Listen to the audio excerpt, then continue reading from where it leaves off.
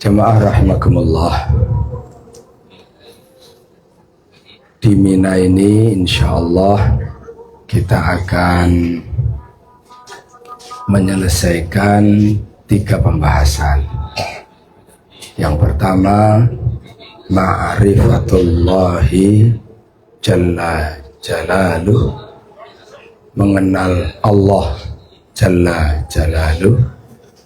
Yang kedua, ma'rifatur rasuli sallallahu alaihi wasallam, mengenal Rasulullah sallallahu alaihi wasallam. Yang ketiga, ma'rifatu dinil islami, mengenal agama Islam. Kemarin kita sudah mulai tentang mengenal Allah Jalla Jalaluh. Insyaallah nanti di kajian jam 9 kita akan tuntaskan dengan sejumlah pertanyaan dan sekaligus jawaban. Pagi hari ini jamaah rahimakumullah, jika kita ingin mengenal tentang siapa Nabi kita, maka informasi yang penting untuk kita pegangi, informasi yang harus kita jadikan dasar mengenal siapa Nabi kita adalah yang paling pertama, informasi dari Allah Subhanahu wa ta'ala, Sang Pencipta Nabi kita. Allah lah yang paling tahu tentang siapa Nabi kita, dan karenanya kita akan memegangi siapa Nabi kita itu berdasarkan informasi yang Allah sampaikan dalam firman-Nya tentang Nabi kita. Itu penting kita pegangi. Yang kedua, kalau kita ingin mengenal tentang siapa Nabi kita, maka informasi yang kedua yang bisa kita pegangi adalah informasi dari Nabi kita sendiri tentang dirinya. Jadi yang pertama, informasi dari Allah tentang Nabi kita, karena Allah adalah Sang Pencipta Nabi kita. Yang kedua, informasi dari Nabi kita tentang diri Nabi kita sendiri. Tidak ada informasi yang paling tepat untuk mengenal tentang Nabi kita kecuali informasi dari 2 sumber ini. Dari 2 sumber ini. Sumber yang pertama dari Sang Pencipta Nabi kita, yang kedua sumber dari Nabi kita sendiri. Nah, kalau kita membaca firman Allah di dalam kitab suci Al-Quran, maka Allah memperkenalkan tentang siapa Nabi kita dan bagaimana seharusnya kita punya pandangan tentang Nabi kita. Itu dalam 2 sudut pandang sekaligus. Yang pertama, Nabi kita itu harus kita lihat dari sisi bahwa dia adalah abduhu, dia adalah manusia seperti kita. Dan yang kedua, kita harus memandang dan bahkan nanti bersikap terhadap Nabi kita, bahwa Nabi kita itu selain dia sebagai seorang hamba, dia sebagai manusia seperti kita. Yang kedua, dia adalah seorang utusan Allah, maka ia disebut sebagai Rasulullah Sallallahu Alaihi Wasallam, yang kepadanya diberikan wahyu, yang kepadanya membawa risalah. Saya ingin mengundang kita untuk membaca ayat 110 dari surat Al-Kahfi. 110 dari surat Al-Kahfi. Ini salah satu di antara ayat di mana Allah menjelaskan tentang nabinya. Allah berfirman, "Qul innama ana basyarum mithlukum yuha ilayya," ila akhir ayat. Ayat ini diawali dengan kul, katakanlah. Dalam kalimat katakanlah, maka kalimat ini kalimat perintah. Di dalam perintah sekurang-kurangnya ada 3 unsur. Unsur yang pertama adalah unsur yang memerintah. Unsur yang kedua adalah unsur yang diperintah. Unsur yang ketiga adalah isi dari perintahnya. Menarik. Kenapa? Ini ayat, ini firman Allah. Yang memerintahkan dalam ayat ini Allah. Yang diperintahkan adalah Rasulullah. Rasulullah diperintahkan untuk mengatakan, untuk memperkenalkan. Tetapi menarik, isi perintahnya adalah perkenalan tentang siapa Nabi kita, siapa Rasul itu.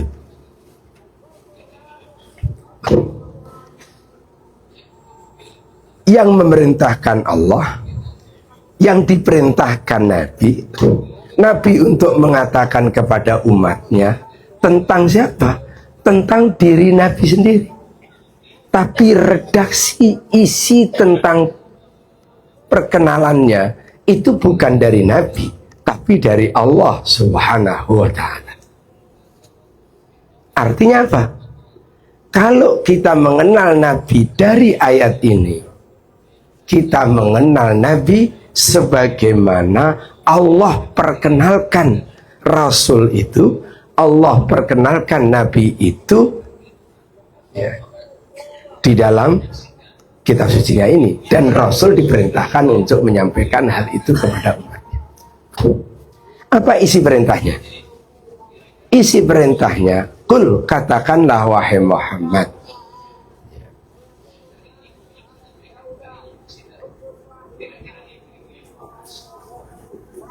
Saya jadi lupa, astagfirullahaladzim. Kul innama ana basyarum mithlukum yuha ilayya. Innama, sesungguhnya hanyalah, ana, saya. Innama ana, sesungguhnya saya hanyalah. Innama ana, saya itu siapa? Basyarun, saya itu adalah manusia, mithlukum, seperti kalian. Jadi Allah memperkenalkan tentang ciptaannya, tentang Nabi yang diciptakannya, bahwa Nabi itu adalah basyarun, manusia mithlukum, seperti kalian. Ini penting dipegangi. Satu. Tapi tidak berhenti di situ. Nabi itu bukan hanya basyarun mithlukum, tapi yang kedua adalah yuha ilayya, kepadaku. Ini Rasulullah kan mengatakan, Rasulullah suruh menyampaikan kepadaku gitu. Tapi redaksinya dari Allah ini, kepadaku, diberikan oleh Allah wahyu, melekat pada diri kerasulan. Allah turunkan, Allah bimbing wahyu kepada Rasul. Yuha ilayya. Ini berarti kita harus melihat Rasul itu dalam dua sudut pandang sekaligus. Satu, dia sebagai basyarun mithlukum. Yang kedua, dia sebagai yuha ilayya, manusia seperti kalian. Kemudian yang kedua, diberikan oleh Allah kepadanya wahyu. Baginda Rasul SAW dalam sebuah hadis yang sahih juga pernah berwanti-wanti kepada umatnya untuk apa?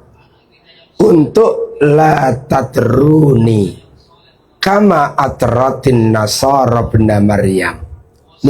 Ini pesan Nabi nih. La tatruni, janganlah kalian berlebih-lebihan. La tatruni, janganlah kalian berlebih-lebihan. Berlebih-lebihan dalam hal apa? Dalam memandang dan bersikap terhadap diri dan kerasulan Nabi Muhammad SAW. Jangan berlebih-lebihan. Bahkan Rasul memberikan referensi. Contohnya siapa yang berlebih-lebihan itu? Kama atratin nasara benda Maryam, sebagaimana berlebih-lebihannya orang-orang Nasrani terhadap Isa ibnu Maryam. Langsung Rasul sebutkan contohnya. Contohnya berlebih-lebihannya orang-orang Nasrani terhadap diri dan kerasulan Nabi Allah Isa ibnu Maryam. Setelah Rasulullah memberikan arahan, memberikan peringatan itu, maka kemudian Rasulullah SAW mengatakan, innama ana, sesungguhnya aku hanyalah, aku itu adalah abdun, saya ini sesungguhnya hanyalah seorang hamba. Dan kemudian Rasulullah mengarahkan, memerintahkan kepada umatnya, fakulu, maka katakanlah oleh kalian, Abdullahi wa rasuluhu. Katakanlah bahwa Nabi Muhammad itu Abdullahi, Abdullah, hamba Allah satu, wa rasuluhu, dan utusannya dua. Jadi kita harus melihat Nabi Muhammad di satu sisi sebagai seorang hamba, di sisi lain juga sebagai seorang utusan Allah Subhanahu wa ta'ala. Bapak dan Ibu, kenapa ini mesti dijelasin? Karena ada dua sikap ekstrim yang sering muncul di tengah umat terkait dengan pandangan dan sikap umat ini terhadap diri dan kerasulan, bahkan kepada risalah Nabi Muhammad sallallahu alaihi wasallam. Pandangan dan sikap ekstrim itu apa? Satu, pandangan dan sikap ekstrim itu adalah satu, namanya ifrat. Ifrat artinya berlebih-lebihan. Ada di tengah umat ini yang memandang dan bersikap terhadap Nabi kita Muhammad sallallahu alaihi wasallam dengan pandangan dan sikap yang ekstrim, yakni berlebih-lebihan. Itulah namanya ifrat. Tetapi di sisi yang lain, ada di tengah umat ini ya, pandangan dan sikap ekstrim terhadap diri dan kerasulan Nabi Muhammad sallallahu alaihi wasallam, tapi bentuknya sebaliknya, yaitu tafrid. Tafrid itu artinya meremehkan. Jadi ada ifrat, ada tafrid. Ifrat, ya, ifrat mengkultuskan, ifrat berlebih-lebihan. Di dalam apa? Di dalam memandang dan bersikap terhadap diri, kerasulan, dan risalah Nabi Muhammad sallallahu alaihi wasallam. Apa tafrid? Tafrid adalah berlebih, meremehkan. Apa yang diremehkan?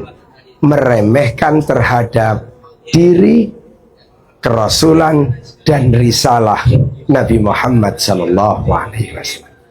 Dua-duanya ini sikap ekstrim yang sebenarnya tidak boleh terjadi.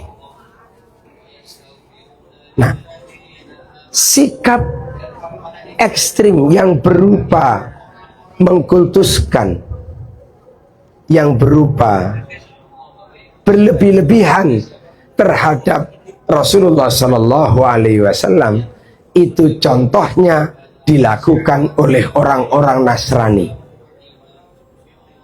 Maka orang-orang Nasrani itu di dalam suratul Fatihah disebut waladhdallin, dan bukan jalan orang-orang yang sesat. Kenapa dia disebut sebagai orang yang sesat?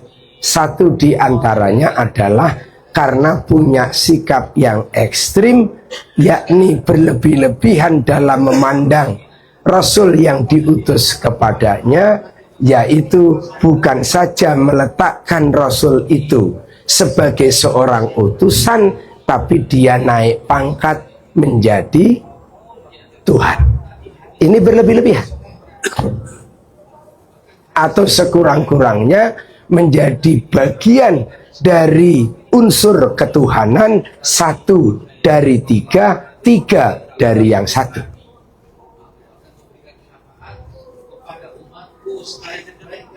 Kemudian yang kedua, sikap yang meremehkan ditunjukkan, dicontohkan bahkan, atau ada pada kaum Yahudi. Bahkan mereka bukan hanya meremehkan Rasul yang diutus kepada mereka, mereka meremehkan, bahkan membunuh Rasul yang diutus kepada mereka. Bapak, kemarin saya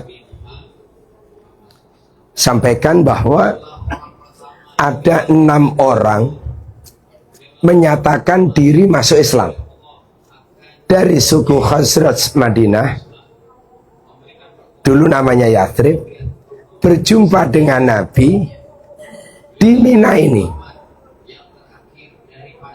musim haji di tahun ke-11. 6 orang itulah yang disebut dengan Bad'u Islamil Ansar, cikal bakal Muslim Ansar. Pertanyaannya gini, kenapa 6 orang itu kok cepat masuk Islam?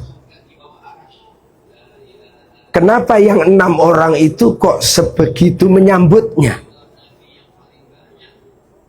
Apakah dia sudah punya maklumat sebelumnya?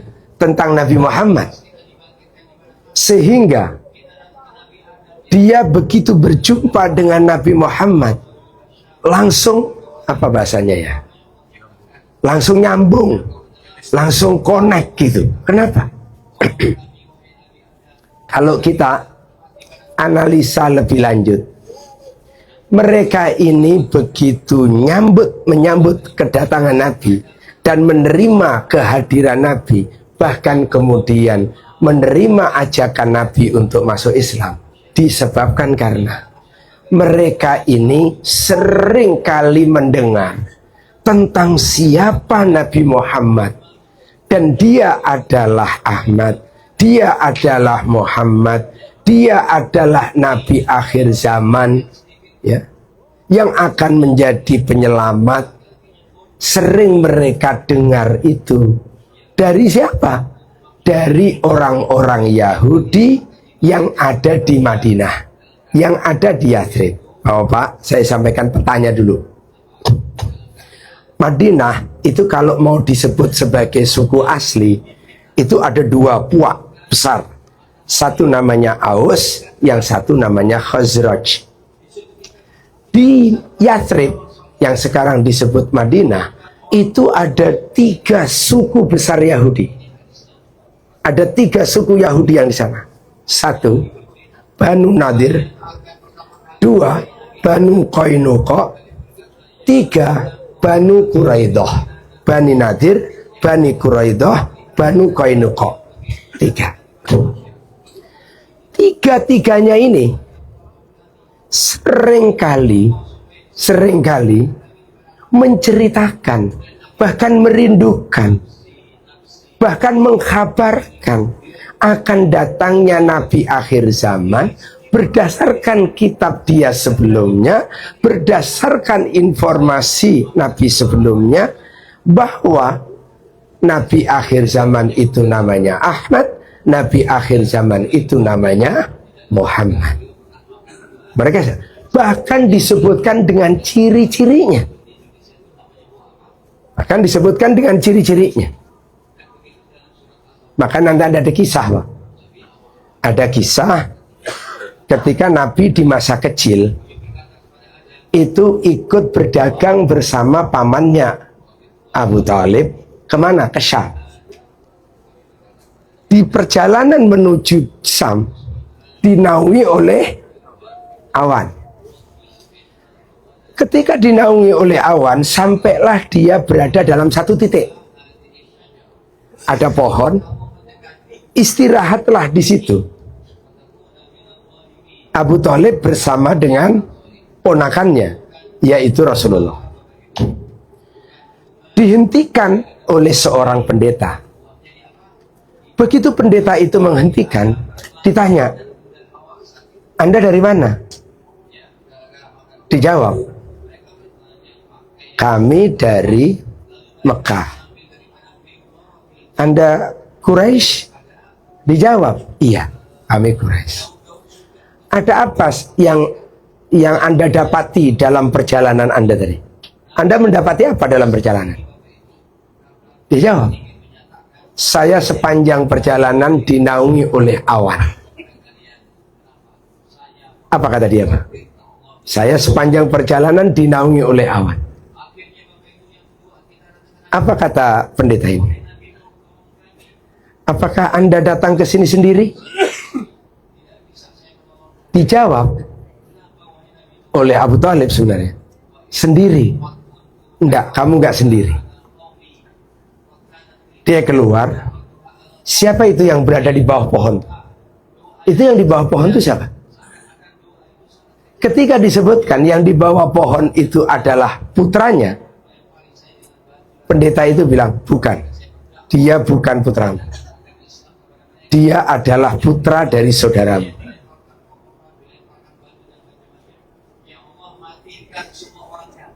Siapa nama bapak dari anak itu? Disebutkanlah Abdullah. Setelah itu semuanya dikonfirmasi, apa kata pendeta ini? Kata pendeta ini, "Sebaiknya Anda jangan melanjutkan perjalanan. Karena di tempat sana akan ada orang yang mencelakai anak ini. Sebaiknya kalian balik. Kembalilah itu ke sana.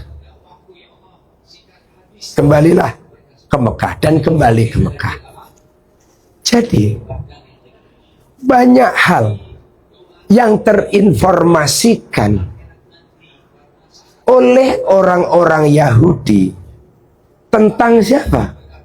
Tentang Rasulullah diinformasikan kepada siapa? Diinformasikan kepada penduduk di Madinah. Bahkan dengan ciri yang ada di fisiknya. Maka begitu kemudian orang-orang Khazraj ini ya berjumpa dengan Nabi, segera nyambung. Oh, ini dia yang pernah diceritakan oleh orang-orang Yahudi. Maka mudah bagi siapa? Bagi 6 orang dari suku Khazraj itu menerima ajakan dari Nabi. Mudah untuk menerima perkenalan dari Nabi bahwa dia adalah utusannya. Baik. Tapi jamaah rahimakumullah, ada yang menarik. Kalau orang Yahudi itu lebih kenal, bahkan lebih kenal lebih dulu, kenapa dia nolak dakwah Nabi? Kenapa dia nolak dakwah Nabi? Bahkan dia memusuhi Nabi. Dia meremehkan Nabi. Ekstrim dia. Karena ekstrim itulah maka yang dimaksud dengan ghairil maghdubi, bukan jalan orang-orang yang telah engkau murkai. Al-maghdub yang dimaksud dalam surat Al-Fatihah ay al-Yahud, orang-orang Yahudi. Orang Yahudi itu disebut al-maghdub. Mereka adalah orang yang engkau murkai, bukan jalan orang-orang yang telah engkau murkai, karena mereka ini meremehkan terhadap kerasulan para rasul. Bahkan kemudian mereka melakukan uji coba pembunuhan, bahkan mereka melakukan pembunuhan terhadap rasul yang Allah utus kepada mereka. Ini sikap ekstrim. Baik, saya akan jawab pertanyaan. Kenapa? Kenapa mereka ini tidak menerima dakwah Nabi? Nabi yang ditunggu-tunggu itu sudah datang. Itu. Tapi kenapa mereka tidak mau terima? Bahkan dia kemudian meremehkan, bahkan kemudian dia menolak. Sementara yang mendengar informasinya, yaitu orang-orang Khazraj, 6 orang menerima perkenalan dari Nabi. Kenapa? Ada beberapa hal.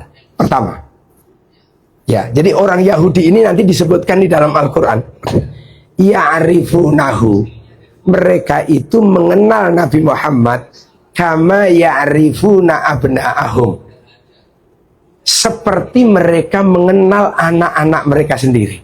Jadi memang mereka mengenal. Tapi lagi-lagi pertanyaannya adalah, kenapa kok malah mereka ini yang menolak?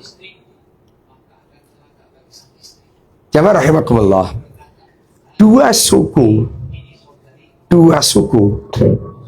ya, baik Aus maupun Khazraj ini bersekutu dengan 3 suku Yahudi. Dengan 3 suku Yahudi. Sebentar, saya belum masuk ke sini dulu. Nanti terlalu jauh saya masuk. Saya sebutkan dulu. Kenapa mereka menolak? Mereka itu menolak dakwah Nabi disebabkan karena apa? Karena ternyata Nabi yang ditunggu-tunggu itu bukan datang dari Bani Israel, tapi justru datang dari Bani Ismail. Kan Nabi Ibrahim punya anak 2, Ismail, Ishak. Dari Nabi Allah Ishak turun Nabi Allah Yakub. Ya. Dari Nabi Allah Yakub, nah di sini nanti akan muncul istilah Bani Israel. Nah, ini Nabi yang ditunggu-tunggu. Sejarah Nabi selama ini kan di jalur ini nih. Nabi Ibrahim, Nabi Yakub, terus Nabi Isa dari jalur ini, Nabi Musa dari jalur ini, ya. Kemudian Nabi Yahya dari jalur ini, semuanya dari jalur ini. Tidak ada yang dari jalur Nabi Ismail. Tiba-tiba muncul dari jalur Bani Ismail. Maka dia tolak. Maka sebenarnya ya, kalau orang berpikir Presiden Indonesia mesti Jawa, jangan. Bukan melihat siapa yang layak atau tidak layak, tapi misalkan mesti Jawa. Saya orang Jawa nih. Jangan-jangan Yahudi juga. Ya. Bukan pada soal penolakan disebabkan karena berbeda suku. Oke, itu diantara alasannya. Yang kedua saya baru mau sebut nih. Kenapa kehadiran Rasul ke Madinah? Nah, ini kehadiran.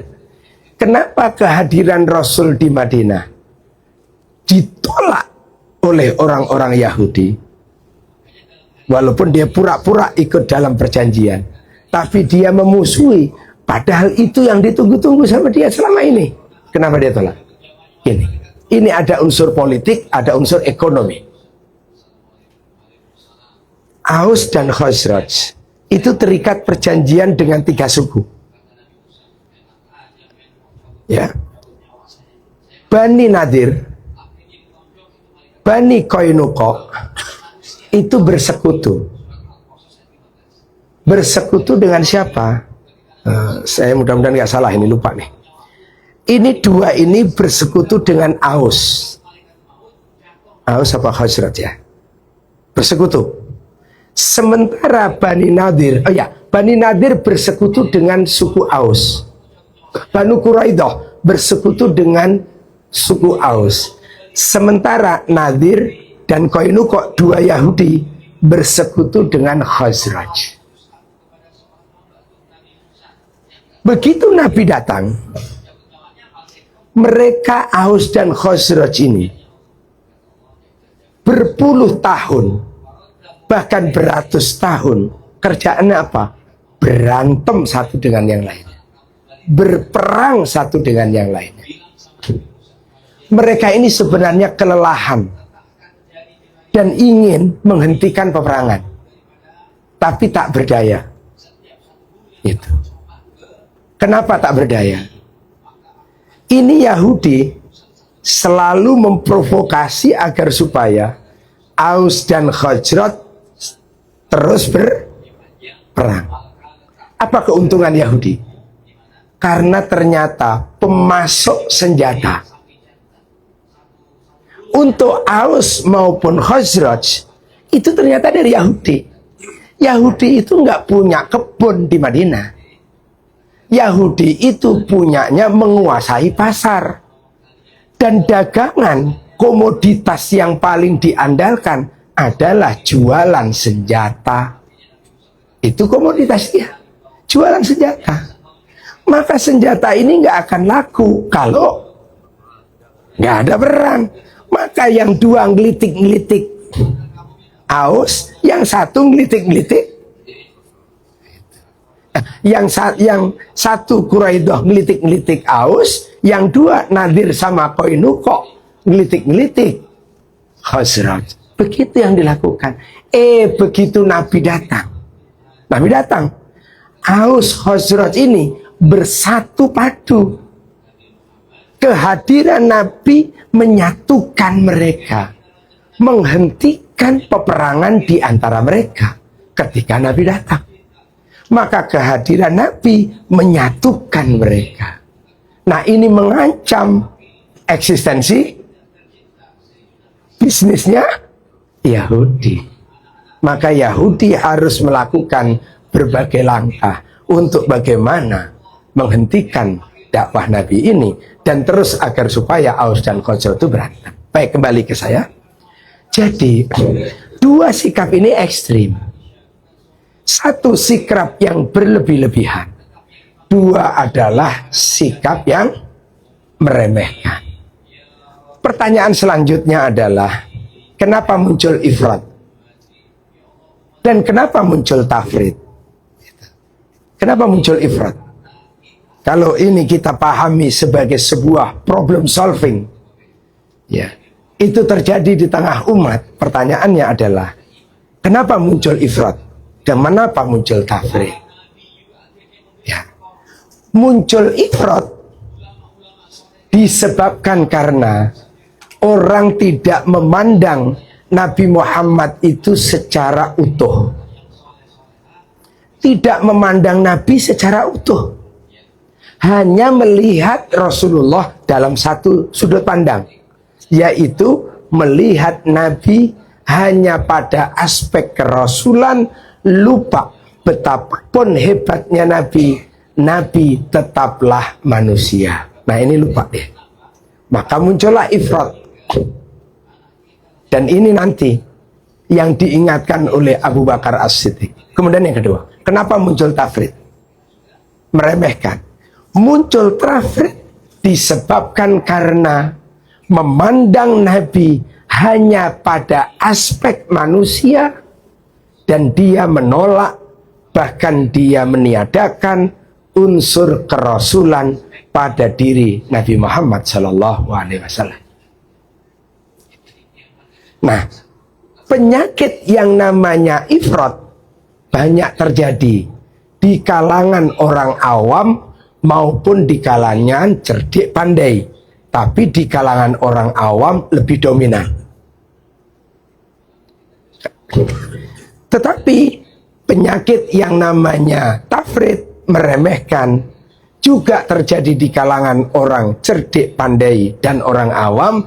Tapi di kalangan orang cerdik pandai, penyakit meremehkan lebih dominan. Nah, maka oleh karena itu ini harus ada solusi. Solusinya apa? Solusinya mengenalkan Nabi Muhammad dalam dua sudut pandang sekaligus. Satu, dia sebagai seorang hamba, abduhu, dan dia sebagai seorang warasuluhu, utusan Allah Subhanahu wa ta'ala. Apa bentuk-bentuk ifrat dalam kehidupan kita? Apa bentuk-bentuk tafrid dalam kehidupan kita? Nah, untuk menjawab pertanyaan itu, namanya juga kultum, tak elok kalau panjang-panjang. Nanti kita lanjutkan di sesi berikutnya. Sepertinya udah pada mau tidur saya. Oke. Ku tahu apa yang kau mau. Tapi poinnya itu saya kira saya harus ringkaskan dulu nih. Saya harus kasih garis bawah bahwa kalau kita ingin memandang dengan benar tentang siapa Nabi kita, maka sumbernya hanya ada dua. Dari Allah Sang Pencipta Nabi kita, dari Nabi kita sendiri bagaimana memperkenalkan dirinya. Kalau kita baca dari dua ini, maka kesimpulannya kita harus melihat Rasul itu dalam dua sudut pandang sekaligus. Dia sebagai seorang abduhu, tapi juga dia harus kita lihat sebagai seorang warasuluhu. Dua pandangan ini, apabila dia tidak utuh, maka akan melahirkan dua pandangan dan sikap ekstrim, yakni satu ekstrim yang pertama namanya ifrat. Ifrat itu berlebih-lebihan. Yang kedua adalah tafrid, yaitu meremehkan. Contoh kasus yang ifrat adalah di kalangan Nasrani, contoh kasus yang tafrid adalah di kalangan Yahudi. Karenanya kita kalau sholat berdoa ihdinas siratal mustaqim, ya Allah tunjukkan kami jalan yang lurus. Jalan yang lurus itu jalannya siapa? Siratal ladzina an'amta alaihim, jalannya orang-orang yang telah engkau beri nikmat. Lalu kemudian disusul dengan ghairil maghdubi, bukan jalan orang-orang yang telah engkau murkai, waladhdallin, dan juga bukan jalan orang-orang yang sesat. Maka oleh karena itu kita harus utuh. Nah, dengan demikian kita mesti lanjutkan apa contoh-contoh kasus yang ifrat, apa contoh-contoh kasus yang tafrid, agar supaya kita tidak terjebak kepada ekstrim ifrat maupun ekstrim yang tafrid. Mudah-mudahan yang sedikit ini ada manfaatnya. Wassallallahu ala nabiyina Muhammadin wa ala alihi washabbihi wa baraka wasallam. Wa akhiru da'wana anilhamdulillahi rabbil alamin. Subhanakallahumma wa bihamdika asyhadu an la ilaha illa anta astaghfiruka wa atubu ilaik. Assalamualaikum warahmatullahi wabarakatuh.